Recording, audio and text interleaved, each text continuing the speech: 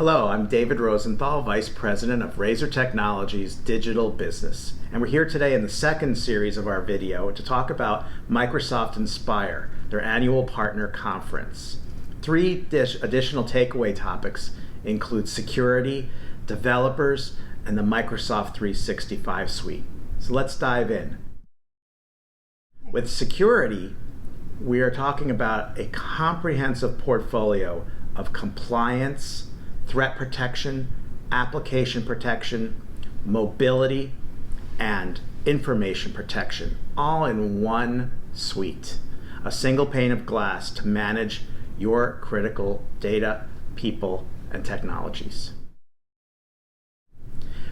On the developer front, nearly 500 million apps are said to be in development in the next 5 years. And the question is, who's going to build them?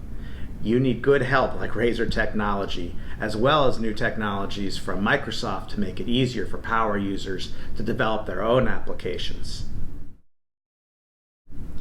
With the Microsoft 365 suite, a comprehensive operating system, collaboration, communication, and security suite, we can't forget our first-line workers.